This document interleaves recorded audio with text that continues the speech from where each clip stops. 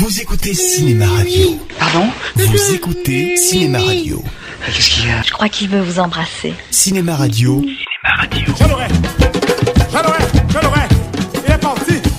Je l'aurai. Mon Dieu.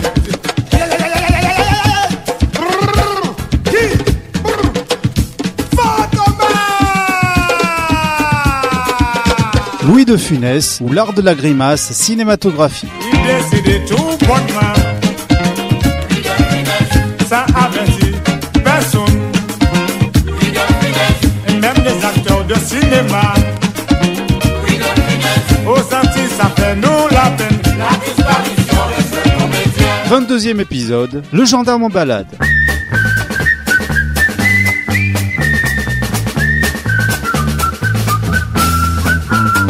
Entre les deux expérimentations entre guillemets de Corbert, De Funès revient à la saga Qu'a fait sa gloire dans le but de renouer un peu avec le public, plutôt distant depuis 2 ans. Et c'est donc le 4e épisode du Saint-Tropez Universe, à savoir Le gendarme en balade, sorti le 28 octobre 1970 et toujours réalisé, ai-je besoin de le préciser, par Jean Giraud. Louis de Funès, on se laisse aller dans la gendarmerie nationale. Ah oui? Louis de Funès, interviewé par l'ORTF sur le tournage du gendarme en balade.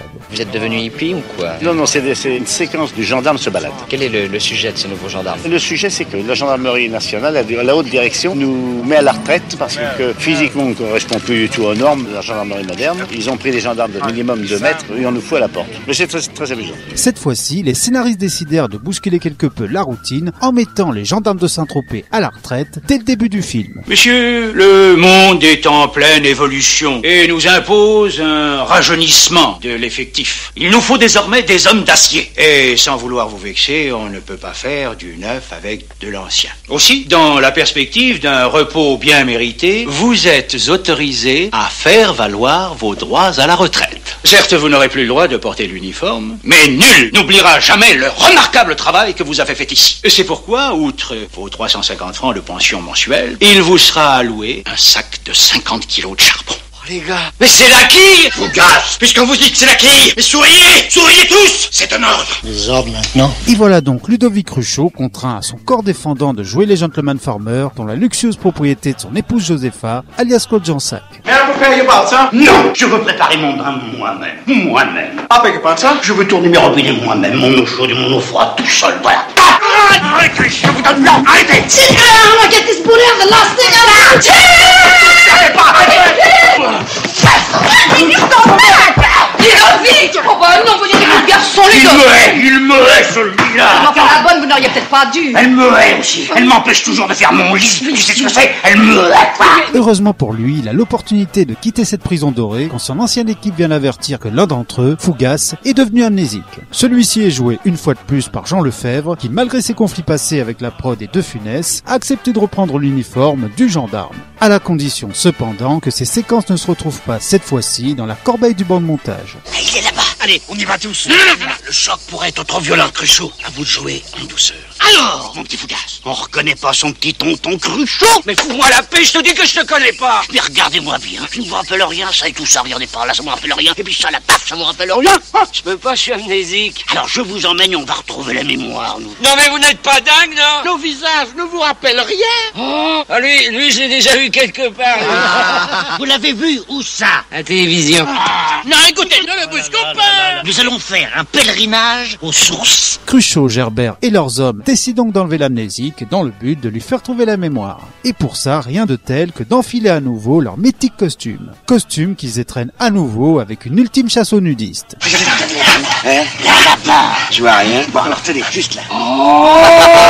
Là, je regrette pas le dérangement. Alors Mais alors quoi? Le déclic, faut que je le déclic là-dedans, il y a un déclic. Mais quel déclic? Mais enfin, vous vous rappelez de ce que vous avez fait ici? Ça y est, ça recommence. Je vous dis, je me rappelle de rien du tout. Bon alors, déshabillez. Allez, déshabillez-le. Les souliers, la cravate, la veste, la chemise, le pantalon. Bande de sadiques, je dis à mon frère. Le slip, à poil. Mais ce port illégal de l'uniforme va entraîner l'équipe dans de nombreuses mésaventures, notamment dans un camp hippie, 70s oblige.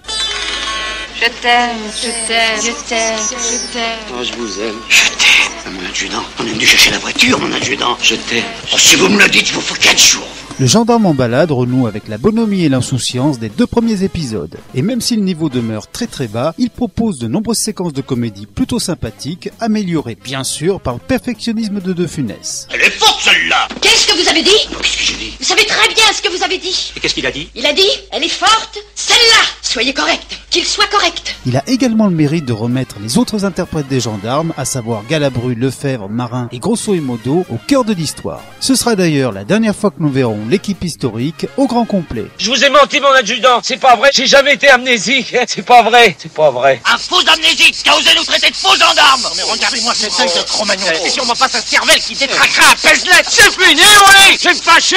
Moi je vous ai rien demandé, moi. C'était bien la façonnière, je vais y retourner. Alors écoute-moi mon petit bonhomme, je te préviens tout de suite que si tu te barres, je te fous à poil pour de bon, hein. Grâce à votre intervention, nous voilà à pied, sans un sou, sans papier et en uniforme. Écoutez, ma femme ne voulait pas que je vienne. Voilà, j'aurais dû écouter ma femme. Voilà, parce que les femmes ont des antennes. Et moi, quand j'écoute ma femme, je me conseille, voilà. Et même la bonne sœur folle du volant, toujours interprétée par France Remilly, a ici un emploi beaucoup plus important dans l'intrigue que son habituelle séquence de cascade automobile dans les 3 premiers films. En effet, c'est dans son couvent, où elle est désormais mère supérieure, que viennent se réfugier nos héros, recherchés par les nouveaux gendarmes de Saint-Tropez. Ma sœur.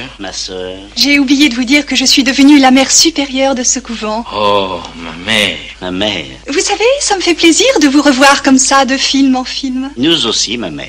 Nous venons d'apprendre que 5 de nos pensionnaires manquent à l'appel. Écoutez, ils sont peut-être perdus, ils vont revenir, ils sont égarés. Nous sommes d'autant plus inquiètes que l'on prétend dans le pays que vous recherchez une bande de faux gendarmes qui rôdent dans la région. Ah non, pas du tout. Taisez-vous. Pas du tout. Non, taisez-vous, Cruchot. Non, mais la ferme.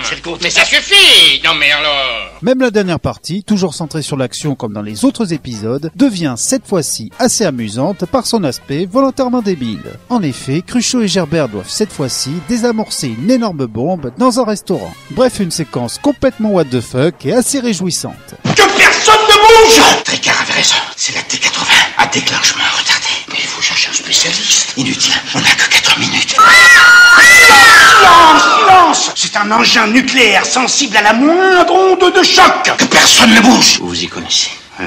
Passez-moi une petite fourchette à huîtres. Première du box-office en 1970, cette 4e aventure de Cruchot permet à De Funès de renouer en partie avec le succès, même s'il demeure beaucoup moins important que celui du premier épisode, du Cornio ou de la Grande Vadrouille. Vous racontez l'histoire du petit chaperon rouge. Je vais raconter l'histoire parce que lui n'écoute pas. Là. Le petit chaperon rouge avait une mère grasse, c'est-à-dire une grand-mère, qui vivait dans la forêt. Le petit chaperon rouge, il dit tiens, j'allais fêter la fête à ma mémé, je lui ai porté un pot de beurre avec une grande galette de confiture. Avant, il raconte pour le loup. Le loup, il dit ah tiens, où vas-tu, petit chaperon rouge? Qu'est-ce que tu as dans ton panier? J'ai une galette. C'est déjà la fin de cet épisode. Je vous retrouve très vite pour la suite de notre grand feuilleton consacré à Louis de Funès. Oh, mère grand, que vous avez de grands bras. C'est pour mieux t'embrasser, mon enfant. Oh, mère grand, que vous avez de grands pieds. C'est pour mieux marcher, mon frère. Ça va. Vous écoutez Cinéma Radio. On l'appelle Notre-Dame des courants d'air. Cinéma Radio.